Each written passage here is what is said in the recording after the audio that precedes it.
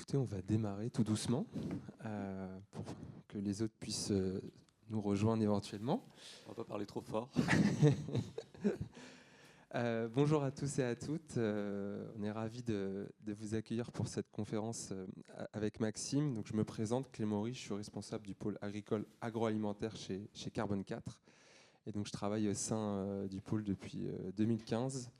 Je vais vous expliquer un petit peu après ce que c'est Carbone 4, mais différentes sociétés de l'univers de l'agri-agro.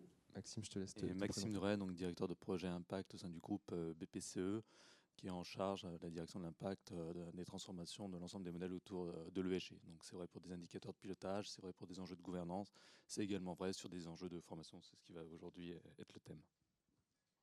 Exactement, donc le thème de cette conférence qui va durer environ 40 minutes, c'est la formation des chargés d'affaires de banque. Est-ce que c'est clé de réussite pour mener des enjeux de transition agricole?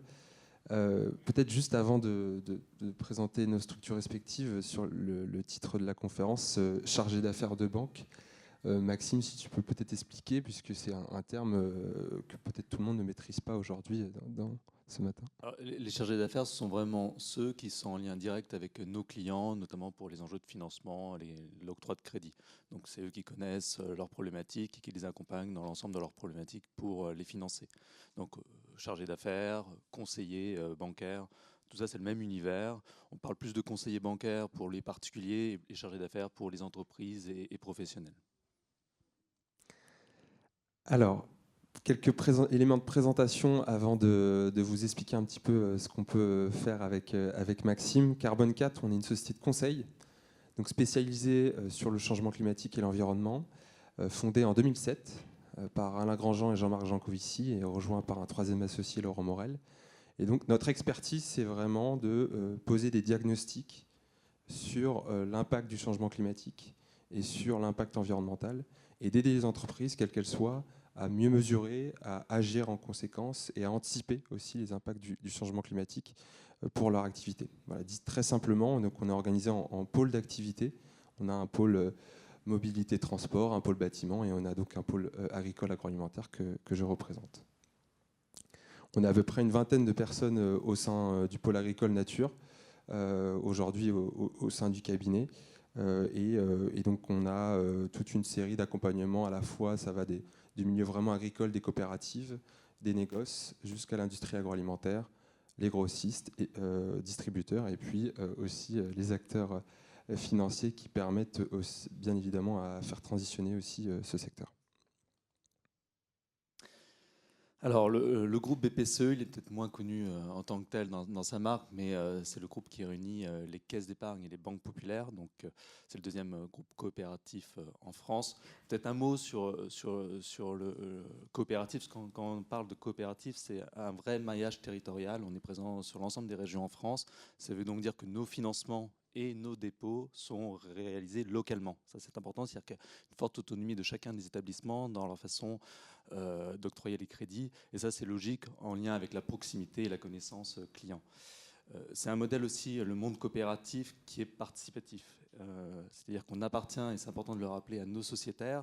C'est une façon de dire qu'on est à l'écoute en soi nativement de la société. Et je crois que c'est une force de rappel dans le contexte actuel. Voilà, je tenais tout de même à le mentionner. Alors, aujourd'hui, si on regarde Caisse d'épargne et Banque Populaire en quelques chiffres, je ne vais pas vous inonder de tout, merci. C'est la première banque des PME en France. C'est aussi le premier financeur privé sur le logement social, sur les collectivités territoriales, sur le monde hospitalier. Et puis on est présent bien évidemment sur un grand nombre d'autres acteurs. On a 20% des parts de marché, notamment sur le crédit habitat, c'est-à-dire les particuliers. Voilà, je voulais donner quand même quelques chiffres pour mettre en perspective. On est aussi très très présent dans l'économie sociale et solidaire. Donc Banque Populaire et Caisse d'épargne, on est bien dans ce statut d'intérêt général en tant que tel. Alors, maintenant que les présentations ont été faites, je vais donner quelques éléments d'introduction sur cet enjeu de transition agricole et alimentaire. Maxime, n'hésite pas à rebondir. Ça expliquera aussi pourquoi derrière on collabore avec le groupe PPCE pour ce projet de formation autour des chargés d'affaires. Vous l'avez sûrement en tête, mais l'agriculture fait face aujourd'hui à beaucoup de défis, de challenges. Évidemment, il y a des défis environnementaux, c'est ceux que vous voyez en vert ici, notamment contribuer à la réduction des gaz à effet de serre. Par exemple, pour l'agriculture en France, elle a pour objectif de réduire environ 46% des réductions des émissions d'ici 2050 par rapport à 2015. C'est un challenge, pas des moindres, mais il y en a d'autres, notamment s'adapter au changement climatique. Si vous échangez avec des agriculteurs, quels qu'ils soient, ils vous diront assez logiquement que c'est les premières victimes de ce changement climatique, à l'image des feux de forêt dans l'Aude cet été et des fortes chaleurs qu'on a pu connaître dans le sud de la France. Forcément, ça vient affecter les productions agricoles, les rendements et la rentabilité des exploitations. Et puis plus largement, au-delà du carbone et du changement climatique, puisque même si on s'appelle Carbone 4, on regarde autre chose que le carbone. Il y a aussi le sujet de l'eau, le sujet des sols, qui vient assez vite lorsqu'on parle de transition agricole. Ça, c'est sur l'aspect environnemental. Mais ça serait assez illusoire de se concentrer que sur cet enjeu environnemental, puisque l'agriculture traitera l'enjeu environnemental si on traite aussi les enjeux sociaux et dits de gouvernance économique. Un des enjeux sociaux, on ne les a pas tous listés ici, hein, c'est pas forcément exhaustif, c'est assurer des conditions de travail de qualité, à la fois pour les salariés agricoles, mais aussi pour les chefs d'exploitation. Il ne faut pas oublier hein, que ça reste la profession avec le taux de suicide le plus élevé, malheureusement. Et donc il y a un vrai enjeu d'accompagner aussi cette profession en termes de compétences, y compris, on y viendra, en termes aussi de mode de financement. Et puis des enjeux, là, affichés en bleu, des enjeux, ce qu'on appelle avec Maxime et l'univers financier de gouvernance, la question par exemple de la transmission. Il faut quand même avoir en tête, les chiffres sont assez vertigineux, que dans 5 ans, plus de la moitié des agriculteurs partent à la retraite. Dans 5 ans, 55% des agriculteurs seront partis à la retraite. Donc forcément, ça va chambouler, et ça chamboule déjà l'univers agricole. Il y a des rachats d'exploitation et éventuellement des agrandissements, mais même comment ça se passe en termes de transmission familiale, s'il y a des enjeux de vente d'exploitation, comment aussi économiquement on peut aider une exploitation à anticiper ce sujet qui demande des années d'anticipation. Ça, c'est un enjeu assez important, et Maxime reviendra dessus, mais qui est aussi très souvent cité dans les différents questionnaires, observatoires, agriculteurs que les organismes peuvent faire. Au-delà de l'enjeu de transmission, il y a aussi un enjeu de souveraineté. Alors ça, c'est un thème qui est redevenu à la mode depuis 2 ans, je dirais. Et c'est plutôt une bonne nouvelle, on ne va pas s'en plaindre. C'est l'enjeu d'avoir cette souveraineté alimentaire en France et en Europe, puisque on importe de plus en plus de denrées et de produits alimentaires. Il y a 20% d'alimentation en France aujourd'hui qui est importée. C'est 2 fois plus qu'il y a 20 ans. 2 fois plus qu'il y a 20 ans, et malheureusement, nos modes de consommation alimentaire ont tendance à accroître ce risque d'importation, et du coup aussi à fragiliser la filière agricole française par extension.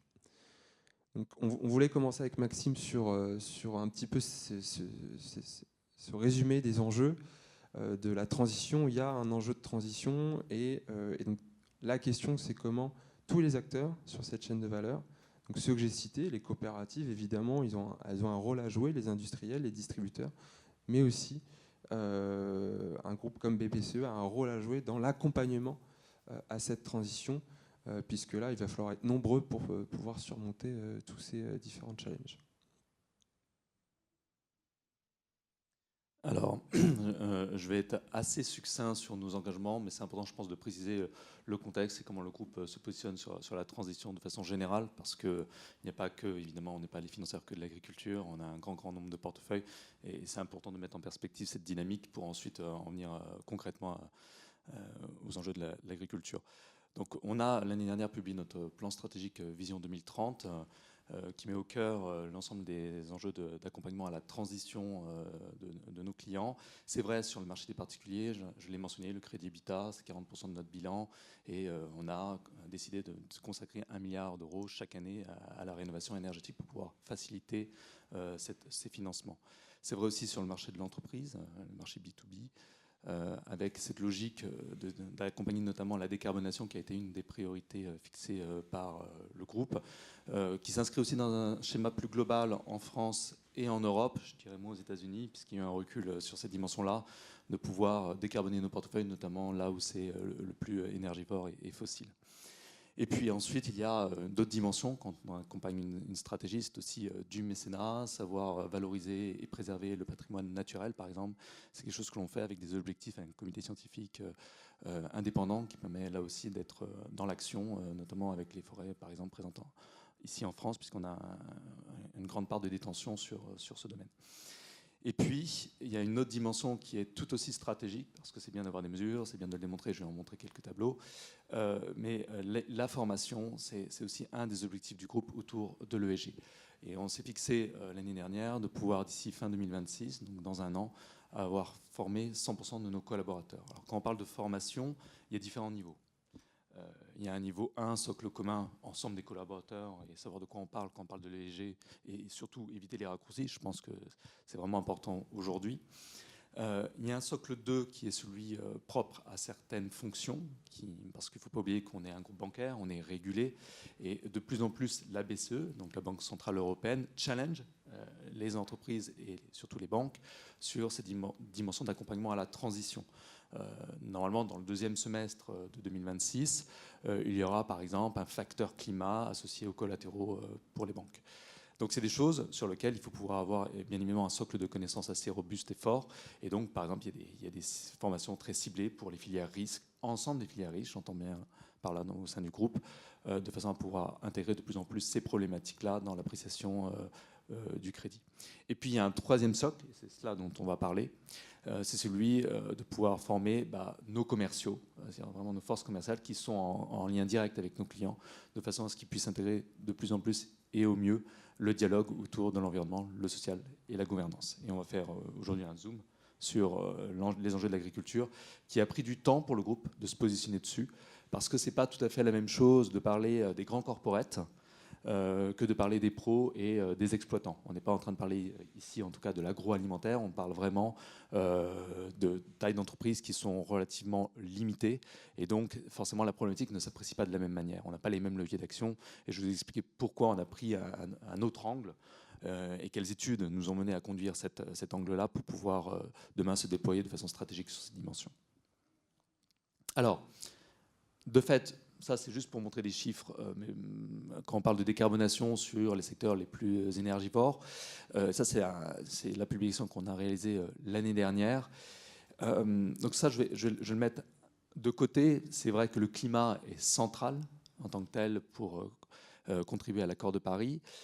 Mais lorsqu'on parle de l'agriculture, puisque l'année dernière on avait cette volonté aussi d'être un peu dans cette logique de décarboner en tant que tel, on s'est rendu compte qu'en fait c'était très limitatif. C'est-à-dire que quand on parle de l'agriculture, Clément l'a très justement noté, c'est que d'abord c'est pas que le climat, il y a des sujets intimement liés à l'environnement que sont la biodiversité, que sont l'eau, que sont autres. Je ne vais pas répéter ce qui a été dit. Il y a des enjeux socio-économiques très forts aussi, prépondérants. Et puis, quand on parle de l'agriculture, on a l'impression qu'on parle d'un secteur. En réalité, on parle de sous-secteurs, c'est autant de filières, autant de secteurs. Donc on ne peut pas traiter ces sujets de la même manière quand on parle des grandes céréalières, quand on parle de l'élevage, quand on parle de la vitiviniculture. Je vais prendre un exemple et je m'arrêterai là pour montrer quand même cerner les problématiques. Si on parle simplement de l'adaptation face aux aléas climatiques, il est évident que si on parle du vignoble bordelais ou Languedoc-Roussillon, on ne peut pas traiter les mêmes sujets que si on parle de la Champagne. Au même titre que pour l'élevage, parler des ruminants, ce n'est pas la même chose que de parler de la partie monogastrique. Ce n'est pas les mêmes structures d'exploitation, ce n'est donc pas les mêmes enjeux. L'un, c'est la gestion des pâturages, l'autre, ça va être beaucoup plus l'investissement pour le bâti. Donc, toutes ces problématiques-là, il a fallu les cerner. Donc, ce qu'on a fait l'année dernière, c'est davantage orienter la réflexion sur 3 socles. Un premier socle qui a été des études de marché, bien comprendre les filières, les grands enjeux, la réglementation, est-ce qu'elle est aidante, est-ce qu'elle freine, le contexte par rapport à l'Europe. Ensuite, un deuxième socle d'études qui était celui de comprendre notre portefeuille, c'est-à-dire quand on regarde nos encours, tout simplement, de façon agrégée, pilotée, quel est notre écart, par exemple, par rapport à la ferme France. Et puis, au-delà des encours, évidemment, c'est de comprendre ce socle que sont les gaz à effet de serre. Et là, on s'est bien rendu compte que la donnée n'est pas aussi facilement accessible. Et donc, on s'est aidé du bureau d'études, qui est celui qui ne citait pas, qui est celui qui réalise l'empreinte carbone pour la France, de façon à pouvoir avoir filière par filière une appréciation de ce que ça pouvait signifier de notre responsabilité en tant que financeur sur nos portefeuilles. Et c'est à l'aune de ces deux socles, et j'en rajouterai un troisième qui était celui, pas que d'études en quelque sorte, c'est de dialogue. Et donc, on est allé faire des séminaires avec les chargés d'affaires, justement les conseillers, pour comprendre les problématiques concrètes de terrain et de voir ce qui est le plus à la fois raisonnable, pertinent et efficace pour pouvoir bâtir une stratégie de long terme. Et donc, la conclusion et l'enseignement de l'ensemble de ces axes nous mène à dire qu'en réalité, ce qui est stratégique sur le sujet de l'agriculture, c'est d'abord les formations. Les formations parce qu'elles ont au moins deux enjeux, au-delà de renforcer le socle de connaissances et donc d'avoir un dialogue structuré avec nos clients. C'est aussi celui de permettre de mieux identifier les besoins et de faire évoluer nativement nos offres et puis nos partenariats de référence.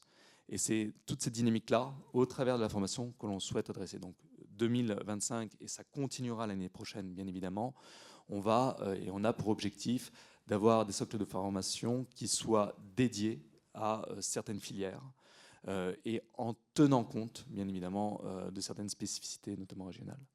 Je m'arrête là, mais on va rentrer un peu plus dans le concret dans la suite.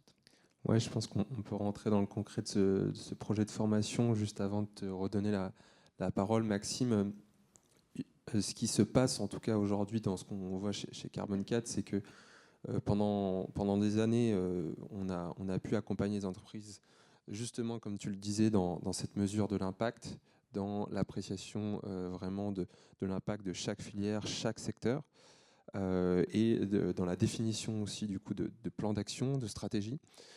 Ça, c'est quelque chose aujourd'hui qui est plutôt bien acquis, je pense, en France, et y compris dans l'univers agricole agroalimentaire. Et maintenant, c'est comment on passe aussi à l'étape suivante, c'est-à-dire on fait changer une organisation, on fait transformer les process, les compétences pour, derrière, aller au-delà du diagnostic et vraiment agir. Et c'est ça aussi l'intérêt d'une formation.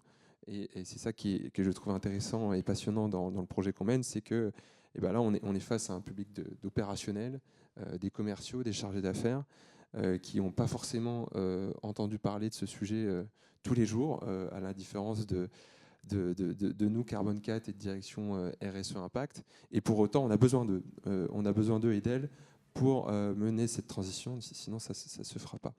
Et donc c'est ça, cette pertinence du projet de formation et qui est de plus en plus fréquente, c'est la bonne nouvelle, chez nos clients. Et on a quelques représentants ici, notamment Raphaël de la Carbone 4 Academy. On a un pôle formation aujourd'hui chez Carbone 4 et qui est vraiment spécialisé pour accompagner dans ces sujets-là qui sont quand même clés. Ça ne sera pas la seule voie suffisante pour transformer les entreprises françaises, mais c'est quand même une voie nécessaire pour le faire.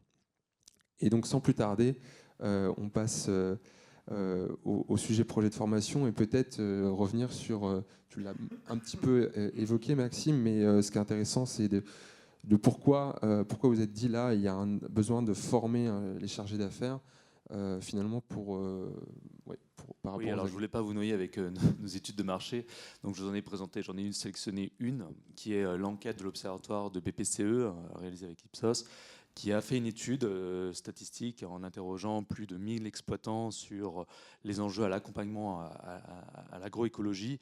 Et ce que l'on s'en rend compte dans les besoins d'accompagnement de nos clients, eh bien, c'est que très clairement, déjà, 83% ont des besoins d'accompagnement sur ces sujets. Donc ça, c'est important de le noter. C'est-à-dire une très, très grande majorité a une réelle volonté d'avancer sur le sujet avec, derrière, le besoin d'avoir des acteurs qui puissent les aider à adresser cette dimension-là.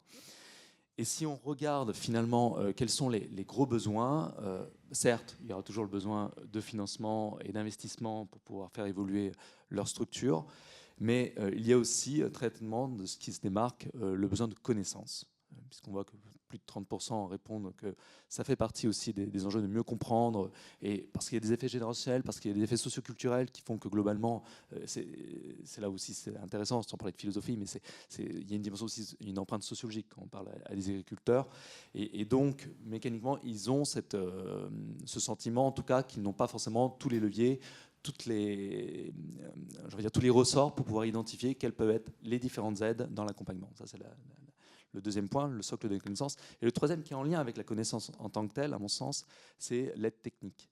C'est-à-dire, très bien, une fois que j'ai identifié que je souhaite évoluer sur telle et telle branche, comment je peux y arriver. Et la banque n'est pas le seul à pouvoir, évidemment, accompagner, en tout cas à contribuer à ces dimensions-là. Il y a les pouvoirs publics, il y a pas mal d'aides et de dispositifs qui le permettent. Et puis, il y a d'autres écosystèmes, les chambres d'agriculture, etc., qui, elles aussi, ont pas mal d'initiatives. Et donc, je crois que le rôle du banquier, qui peut avoir ce 360 degrés sur cette connaissance-là, a un vrai rôle à jouer pour être relais, si ce n'est pas acteur en direct, pour aider ses clients au plus près dans cette volonté d'adresser ces enjeux-là. Et donc par rapport à ça, je te laisse peut-être la suite. Alors, donc là, ce que je vais vous présenter, c'est la façon dont on va adresser ce sujet de formation. Nous avons un portefeuille, il est vrai, sur par exemple la vitiviniculture très présente. Elle est au-delà de la ferme France. Et simplement la vitiviniculture, ce n'est pas les mêmes enjeux tout à fait que par exemple l'élevage, mécaniquement. On est beaucoup plus sujet à des risques, par exemple, ce qu'on appelle les risques physiques, c'est face aux aléas climatiques. Et les régions n'ont pas les mêmes, évidemment, enjeux. Et donc, mécaniquement, il était important pour nous de pouvoir structurer le projet en fonction des contraintes et des besoins clients. Donc, je veux dire par là, typologie, filière, tout ça a été priorisé par rapport à la fois à notre portefeuille. Ce que je veux dire par là, c'est que quand on veut accompagner bien, entre guillemets, en tout cas c'est la volonté, et on espère qu'on le fera bien, il faut savoir aussi prioriser, et prioriser, c'est aussi renoncer. Donc on n'a pas traité toutes les filières, on s'est attaché à traiter celles qui sont les plus concernées par certains thèmes environnementaux. J'ai parlé des aléas physiques, par exemple, pour la vitiviniculture. L'élevage a ses propres problématiques. Et donc on a ciblé comme ça et priorisé certaines filières pour pouvoir les accompagner au mieux dans ces dimensions-là. Et on continuera les années suivantes, bien évidemment, pour pouvoir avoir la couverture totale des filières agriculture. Je me permets juste de rebondir aussi par rapport à un petit peu à cette segmentation. Tout l'enjeu de la formation de chargés d'affaires et même de public de commerciaux que nous on peut avoir chez d'autres clients, c'est de faire prendre conscience qu'ils l'ont souvent en tête, mais comme tu le disais, que des enjeux viticoles, il va y avoir une très grande différence en fonction des géographies, et donc il faut savoir mettre l'accent sur le bon enjeu pour cette géographie plutôt qu'une autre. Et donc des enjeux d'adaptation seront plus présents dans le sud-ouest, des enjeux sociaux de conditions de travail seront peut-être plus présents en région Champagne au vu des dernières années et des actualités. Et de la même façon, sur l'agriculture et l'élevage, eh ben, on n'a pas du tout les mêmes enjeux si on parle de la filière porcine par rapport à la filière volaille. Ça n'a rien à voir. Et tant qu'on n'a pas cette finesse dans les programmes de formation, finalement, on est incapable de ensuite parler à l'agriculteur. Enfin, là, vous imaginez un commercial, un chargé d'affaires, quel qu'il soit, il arrive et il n'est pas capable d'expliquer des enjeux de transition de manière différenciée entre un éleveur de porc et un éleveur de volaille. Le risque, c'est qu'il soit très en difficulté et à juste titre face à l'exploitant. Donc ça, c'est quelque chose, je pense, qui est important et qu'on fait ensemble, c'est d'aller un petit peu dans ces subtilités, mais nécessaires, des différences agricoles pour les accompagner au mieux dans la transition.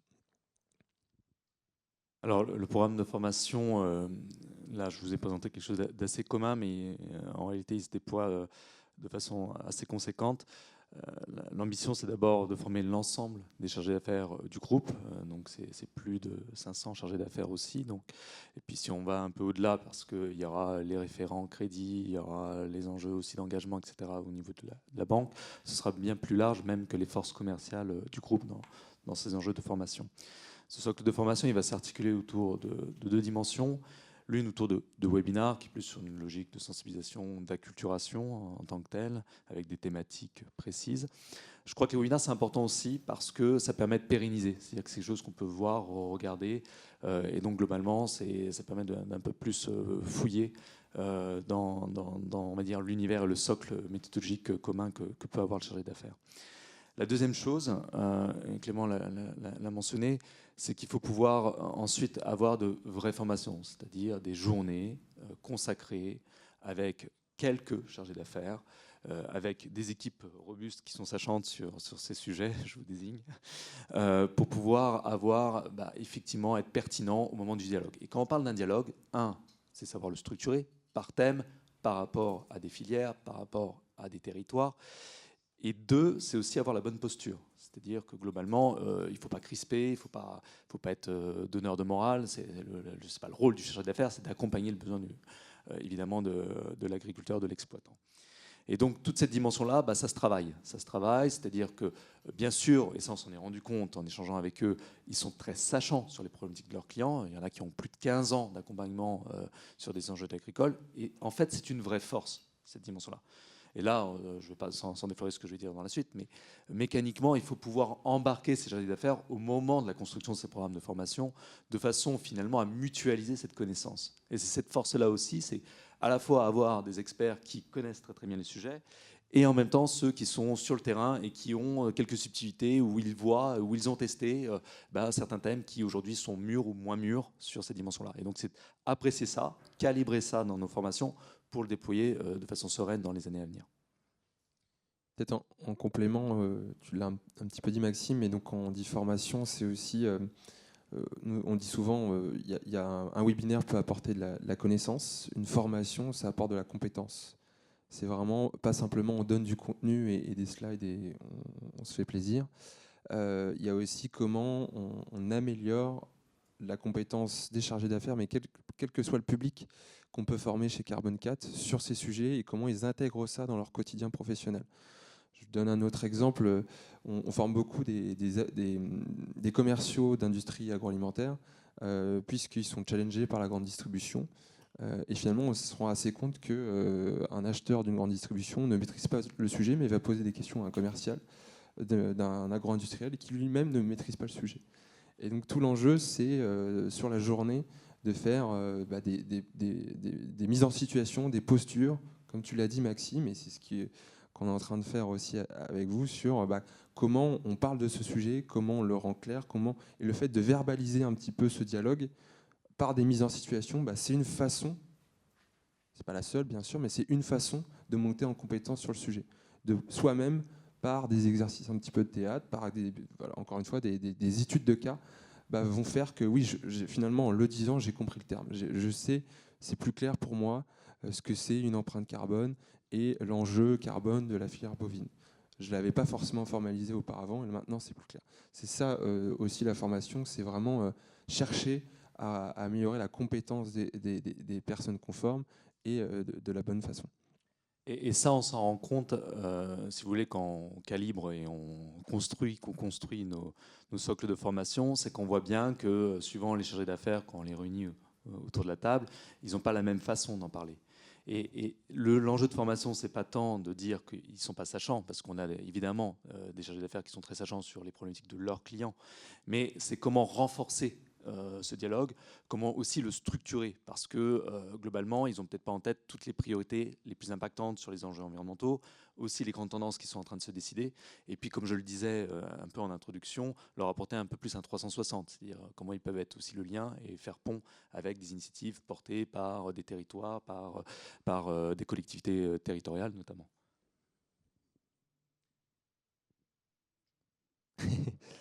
Je te laisserai compléter Maxime. Et donc forcément, là, alors, quand on déploie un tel programme, on se pose la question du pourquoi, des objectifs. Tu l'as un peu dit, je pense, hein, mais les objectifs de ce programme, c'est forcément renforcer la connaissance client par le dialogue et par l'échange avec l'exploitant. Souvent, et il y a le baromètre que vous avez côté BPCE, mais il y a aussi plein d'enquêtes, notamment du Chiffre Project, qui montrent que les agriculteurs déploient déjà beaucoup de choses. Donc avoir en tête ce qu'un agriculteur, un exploitant a déjà mis en place pour la transition, c'est un élément intéressant et à exploiter pour le groupe BPCE, forcément, à la fois en termes d'impact, en termes de gestion du risque. Tu l'as dit, hein, l'objectif aussi, c'est effectivement de structurer le dialogue. On a plein de problématiques. L'introduction a été faite de cette manière-là. C'est qu'on a des problématiques très variées entre l'environnement, le social, l'économique, la gouvernance. Et parfois, c'est difficile d'y voir clair, de savoir prioriser. Donc, tout l'enjeu, c'est là de prioriser de la bonne manière et puis accompagner dans la transition de l'agriculteur, à la fois financier et non financier. Avec un point, tu l'as aussi dit Maxime, mais toujours dans quand même une posture d'humilité importante à avoir dans ce secteur, je pense. Donc peut-être pour terminer cette conférence et laisser la place aux questions après, une dernière question, Maxime, pour toi, c'est finalement, même si on est en plein dans ce projet, mais quels enjeux tu as pu un petit peu déjà constater dans le déploiement d'un tel programme de formation? Alors, je vais peut-être en parler à l'oral, Ouais. ce sera plus simple que de montrer les écrits, mais la réflexion c'était de se dire quelles seraient les clés de succès d'une formation réussie. La première chose, c'est d'abord réussir à la réaliser de façon très transversale. C'est-à-dire que, alors, ça paraît un mot un peu galvaudé quand on dit ça, mais enfin, quand on est au niveau du groupe BPCE, c'est à la fois toutes les caisses d'épargne, plus d'une quinzaine de caisses, c'est toutes les banques populaires, c'est plus d'une quinzaine de caisses, de banques. Donc, c'est rien que de parler de transversalité autour de ces sujets, c'est déjà un grand mot en tant que tel. Et pour l'habitude de dire qu'on est un peu au niveau du groupe un peu commando, parce que c'est réunir comme ça très rapidement, dans un temps assez court finalement, beaucoup de chargés d'affaires de différentes régions autour de la table, les rouges, les bleus, pardon, les banques populaires, les caisses d'épargne, et de pouvoir mutualiser tout ça. Donc déjà, rien que cette idée de transversité, parce que je crois beaucoup dans la force de la mutualisation des connaissances, est en soi un défi. Et ça, je crois que se le dire, se le faire, plutôt que d'avoir quelque chose de très descendant, mais plutôt bottom-up, avec une logique de bien comprendre les problématiques terrain, les retours d'expérience, etc.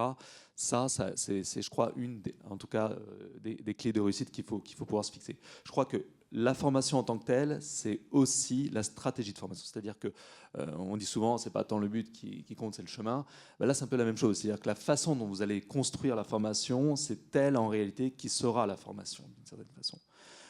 Et donc, c'est une façon d'embarquer. C'est-à-dire quand on parle d'une clé de succès, c'est d'embarquer. Donc déjà, plutôt que de dire, voilà, vous avez l'énième socle, vous avez l'énième formation à faire, cher chargé d'affaires, parce qu'ils en ont plein, il y a la réglementation, il y a beaucoup de choses sur lesquelles ils sont très occupés et accaparés. Il faut pouvoir déjà la vendre en tant que telle en interne. Et la vendre en interne, c'est les rendre déjà acteurs. C'est-à-dire, oui, finalement, on prend ce que vous nous dites et on essaye de la valoriser et de pouvoir derrière le diffuser à d'autres. Et rien que cette dimension-là, de la façon dont vous allez conduire la formation, est en soi assez stratégique dans le déploiement. J'en oublie certainement d'autres. Oui. Non, mais je pense que le plus important, c'était l'aspect ambassadeur, établissement ambassadeur. Peut-être aussi le... Ouais, Allez, vas-y. Il y en a peut-être un dans la partie formation, c'est que il faut faire attention de pouvoir la pérenniser. C'est-à-dire que l'idée, c'est pas d'avoir le one-shot, vous avez la journée, les banques, c'est pas un secret, il y a pas mal de turnover. C'est moins vrai sur la partie chargée d'affaires agriculture, parce que ce sont des gens qui sont très incarnés dans les problématiques, et donc c'est comme ça qu'on a cette chance de pouvoir parler à des personnes qui ont plus de 15 ans d'expérience en tant que telles. Mais de façon générale, voilà, il faut se prémunir de ce type de changement de personnes. Et donc, il faut pouvoir, quand on initie et on crante des formations, savoir comment elle va vivre dans le temps. Et donc, c'est important aussi de pouvoir l'accompagner d'un socle méthodologique qui permette derrière d'avoir, au-delà du dialogue ou au-delà d'avoir la journée, eh bien, quelques points structurés, documentés, qui leur permettent derrière de savoir exactement comment adresser ces sujets dans le temps. Et pour rebondir sur la pérennité, c'est aussi dans les directions embarquées chez vous, la direction RH formation qui est partie prenante Ça peut paraître évident de le dire, mais je peux vous assurer que dans des projets de formation qu'on peut mener, parfois elles ne sont pas impliquées. Et du coup, assez vite, on se rend compte que ça ne rend pas la démarche pérenne, puisque on a oublié le maillon essentiel qui est vraiment l'expertise RH formation. Et un autre point dans ce que tu as pu dire, une clé de succès aussi dans de tels programmes de formation, c'est aussi de tout tester. Vous l'avez vu, on a parlé de webinaires, on a parlé de sessions de formation. Évidemment, on n'arrive pas comme ça auprès de 30-40 chargés d'affaires et on déroule la formation, on l'a testé en amont avec un public restreint. On a des retours, on ajuste, donc il y a beaucoup d'itérations. Et il faut accepter ça, c'est l'itération régulière pour aboutir à un support et un contenu de formation. On pense le plus adapté et le moins sensible par rapport à toutes les, on va dire, les sensibilités qu'on peut avoir côté chargé d'affaires. Je crois qu'on a fait le tour et on a à peu près 5-6 minutes pour prendre vos questions, si vous en avez bien sûr.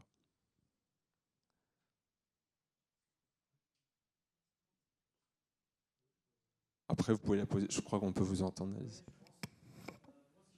que je comprends bien, c'est que vous avez un premier c'est les chargés d'affaires dans les banques, mais finalement, votre client final, ça va être l'agriculteur. Et je suis étonné que le mot terrain ne soit pas peut-être cité dans votre. Alors, je pense que vous l'avez prévu dans le parcours formation, mais nous, ce qu'on se rend compte en ayant accompagné 2000 agriculteurs, c'est que cette notion terrain permet d'engager beaucoup toutes les parties prenantes, d'avoir une moyenne aussi régionale, d'en dire tiens, c'est quelle typologie d'investissement, quel type de résultat. Est-ce que c'est des choses que vous avez imaginées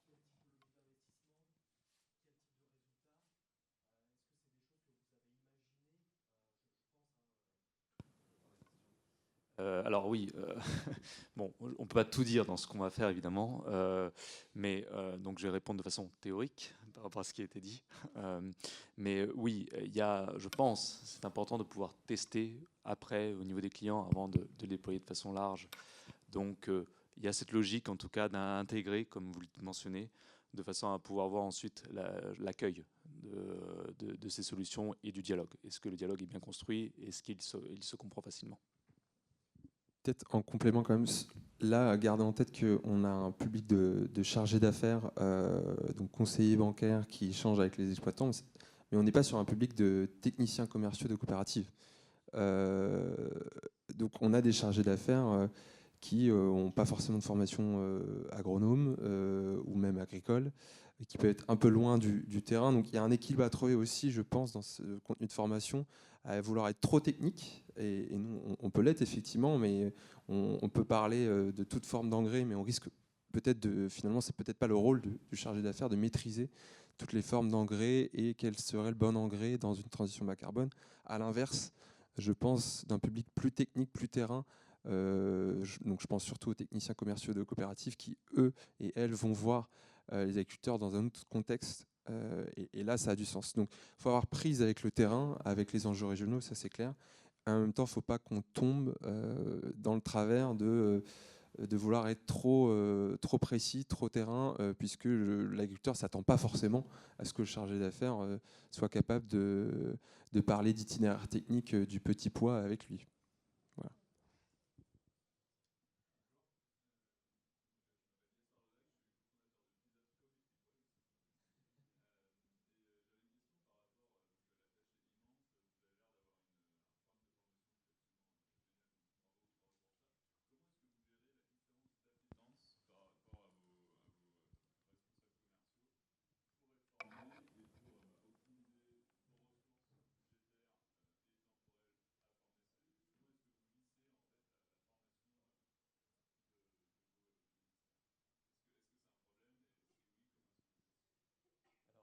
Il y a d'abord dans la façon de le déployer, il y a ces jeux de webinaires qui sont là pour sensibiliser et acculturer. Donc, si vous voulez, ils ne vont pas arriver avec une formation là comme ça en présentiel qui sort de nulle part. Il y aura une logique de créer une forme d'appétence en tant que telle. Je le mentionnais aussi, c'est la façon dont on construit la formation. C'est-à-dire que tu as mentionné, il y a des ambassadeurs quelque part. On ne va pas prendre ceux qui nous aident à faire ces formations, on ne va pas prendre ceux qui sont évidemment orthogonaux aux enjeux de l'environnement et du social. On va prendre des personnes qui sont capables d'en parler en interne et de finalement diffuser la bonne parole. Parce qu'il faut bien se rendre compte, en tout cas dans un monde coopératif, c'est que ça parle, je veux dire, et heureusement d'ailleurs, parce que s'il n'y avait pas d'échange, ce serait un peu dommage déjà humainement, mais même pour comprendre les problématiques. Donc ça, pour moi, c'est peut-être, pour répondre très concrètement à votre question, c'est peut-être ça pour moi qui est clé dans la façon de faire. Ensuite, dans la logique, c'est vrai que nous, on a pensé les choses au niveau du groupe pour qu'on puisse les vendre à l'ensemble des établissements. Je ne peux pas répondre plus précisément à ce stade, mais disons que le groupe en tant que tel a pris pas mal de responsabilités pour le déploiement de l'ensemble de ces formations, de façon à ce que ça puisse se pérenniser dans la suite et bien se vendre dans les années futures sur ces dimensions-là. Je ne sais pas si j'ai bien répondu, mais... Je ne sais pas si je peux prendre la parole, je suis au fond. Qu'est-ce que vous avez prévu en matière de surendettement, enfin de lutte contre le surendettement pour les agriculteurs, parce qu'on s'en vient dans un monde qui va être essentiellement changeant. Les agriculteurs, ils sont extrêmement vulnérables à ces changements. Et surtout, ils ont déjà, pour la plupart, mis en place des investissements massifs qui les ont endettés. Donc, ils sont dans une situation en plus émotionnelle assez difficile. Donc, qu'est-ce que vous avez prévu pour le mindset et pour éviter le surendettement et pour bien les accompagner dans tous ces changements, sachant que d'un moment à l'autre, ils peuvent perdre toute leur récolte? Alors, je ne suis pas expert sur la partie surendettement. Ce que je peux simplement vous répondre dans les grands principes, c'est qu'on est là et on a toujours été là aux côtés de nos clients. Je ne parle pas du Covid avec les PGE, je vois bien comment fonctionnent nos responsables de marché sur ces dimensions-là. Ils sont là pour trouver des solutions à chaque fois dans les dimensions-là. Donc, s'il faut pouvoir accompagner un peu plus longtemps, restructurer nos financements, on le fait. Voilà. Mais on connaît les difficultés. Je sais que certaines banques réduisent la voilure dans les financements pour les exploitants. On n'est pas en soi dans cette logique-là, mais on tient compte effectivement des natures de risque et on les sensibilise sur ces dimensions-là. Mais quelque part, c'est pas tant sur l'environnement social et gouvernance, c'est plus une logique-là, risque de crédit. C'est pour ça que je ne suis pas si à l'aise de répondre précisément. Je réponds juste en tant qu'observateur de la façon dont nos responsables de marché actent. Encore une dernière question.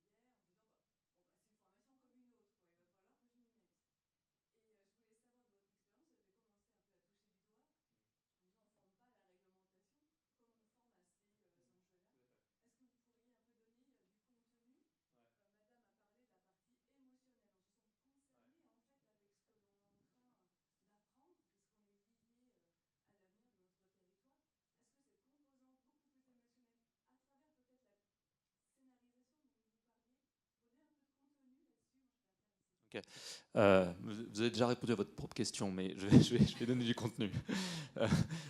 Par exemple, sur la partie séminaire, l'année dernière, on avait testé justement cette dimension-là avec les responsables chargés d'affaires sur une des filières. Et en fait, c'était sur toute une journée. Et là où vous parlez de la partie émotionnelle, c'est qu'on était dans un endroit qui était, on va dire, qui incarnait la problématique. Et au-delà de ça, c'est aussi le lien qui se crée au moment de la formation. Ça, j'ai observé ça. C'est-à-dire que c'est pour ça que c'est important aussi de penser le contenu, mais aussi les personnes qui accompagnent dans ces formations-là.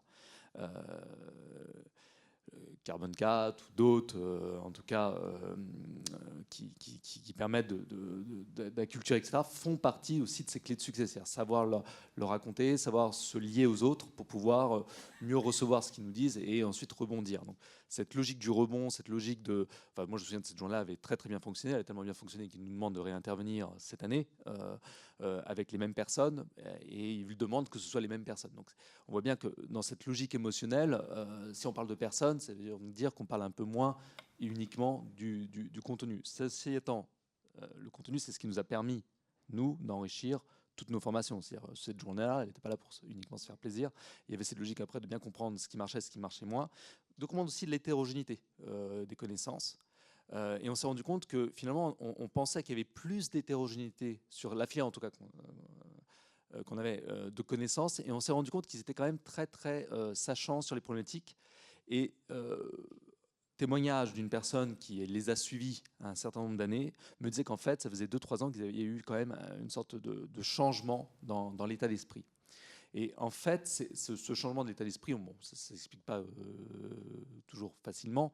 Je pense que c'est une logique globale. Je veux dire, on voit bien aujourd'hui dans l'ère que l'on vit actuellement, ce n'est pas la même ère qu'il y a 2 ans. Hein. Donc après, c'est de savoir exactement comment on maintient ce cap. Je crois que juste un groupe bancaire qui réaffirme ce cap, qui ne change rien dans ses engagements et le niveau de ses ambitions, qui continue de déployer, qui continue de progresser, de couvrir, rien que vous voyez, ce mouvement, cette dynamique-là rassure. Le fait que, par exemple, cette année, on reconduise que ce soit les mêmes personnes, c'est-à-dire que très concrètement, moi ou un collègue n'était pas là l'année dernière pour, je veux dire, vendre quelque chose, puis après, trajectoire de carrière fait que, hop, on part sur autre chose. Vous voyez, c'est rassurant de dire qu'il y a des personnes qui sont là pour les accompagner et aller au bout d'un projet. Et je crois que cette dimension-là émotionnelle, c'est-à-dire que vous avez des personnes qui sont là d'année en année pour pouvoir, sur la même thématique, pour pouvoir aller au bout de l'ambition, je crois que ça fait partie, pourrait-on dire, d'une loyauté groupe et d'une loyauté aussi par rapport aux thématiques. Merci beaucoup. On reste présent si vous avez encore quelques questions. Là, on a toute l'équipe qui est présente, mais je voulais vous remercier pour votre présence. J'espère que vous avez trouvé ça intéressant et je vous souhaite une très bonne journée, un très bon salon.